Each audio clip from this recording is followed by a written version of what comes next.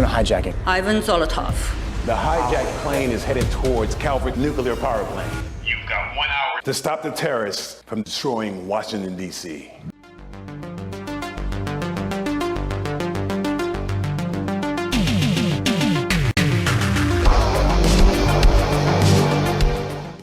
Hi, this is the Professional Amateur Hour coming to you with another review.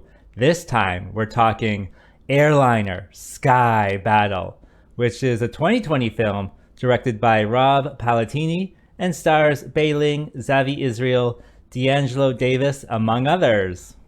The story of this film is that a computer virus has grounded all of the Air Force's planes, and so when an airliner gets hijacked, it's up to another airliner to bring them down. What will happen exactly? You'll have to watch and find out. Alright, so what works with this film? Well, this is an Asylum film, and I know they don't have the best track record of making good movies, but I think they have made a good bad movie here. So hear me out on this one. You know, normally their movies are just like people sitting in rooms talking with a little bit of CGI here and there, and this is the same, but I think for the idea it works perfectly. You know, they have these two planes, so they have two cockpits plus a little passenger section, and then they have the, I guess, ground control or air traffic control room, and so that's all you really need for this movie. Of course, you throw in some CGI here or there, but it works really well for the idea of this movie and the setting, and that's all you really need, these 4 rooms and some CGI. It really makes it feel like a well put together movie, well thought out movie as well, because it holds together so well. And so I think Asylum has a good bad movie on their hands with this one. In addition, this movie is hilarious. I laughed quite a few times throughout this whole thing, just at what was going on or what was being said. You know, they have to have this sky battle to bring down this hijacked plane, and you really do get the feel that it is a sky battle. They have like 4 or 5 different little attacks, and you know, these Russian hijackers must be good because they keep themselves in the air, and it's really funny about how they kind of go around trying to engage in combat with this airplane in the air, and it's just really funny with what they do. I don't want to give it away in case you do see it, but just know that it's very funny about what happens, and it really does give you a sense that they are really battling in the air. As for the acting, you know, Asylum films, they have a wide range of actors with different skill levels, and I would say this is the same here. There's definitely some standout performances. I would say the two pilots were definitely very charismatic and very good. Got me really into kind of their plans and what was going on. The air marshal having to deal with the people, definitely really charismatic and brought me into the movie a lot more. So definitely some standout performances.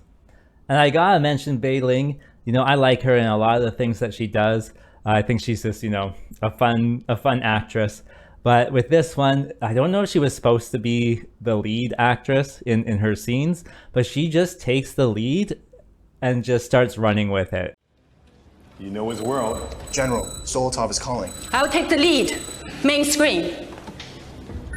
She just starts chewing up the set and kind of tries to steal all of the scenes that she's in. And so it is pretty funny. And lastly, I gotta talk about how logically consistent everything is. There is a reason for everything to happen, whether it's why something's not showing up on radar or why their planes are grounded. And it all really works well together. Everything has its own reason for happening. And that is just, you know, a hallmark of a good movie. And so it definitely does boost up the quality of this movie. All right, so what do I think would turn people off of this movie? Well, this movie, you know, the idea is just so silly and so stupid. These two airliners having to do battle, you know, 30,000 feet above the ground. It's just so silly. It's definitely like stopped me from watching it for a long time until I finally decided to, you know, press play. But that was definitely a big hurdle. Is just this silly, stupid idea of these two planes going at each other. You definitely can't be a regular audience member. You have to be looking for something to laugh at. So it is really a good bad movie, but again, that would turn off a lot of people. And so this brings me to who would like this movie. Well, like I said, it's definitely not for mainstream audiences. You have to like good bad movies, and this is certainly one that you will thoroughly enjoy. I was thoroughly entertained and often laughing at it.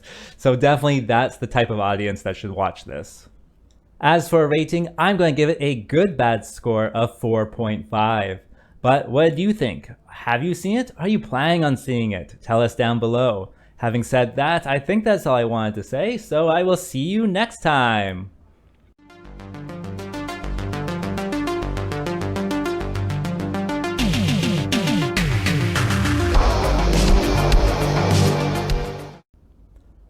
Oh, hi. This is the Amateur Cynic Hour, coming to you with a post-credit scene. You know, I really do recommend this movie. I was thoroughly entertained throughout it all. If you have a bad movie night with a group of friends, please put this on the list for possible viewing. It's definitely something worth seeing. You know, I was going to give it an 8 out of 10 and call it a great bad movie, but Professional Amateur Hour said that was too cynical, so it's out. Anyways, please join us for our next review, and I will see you then.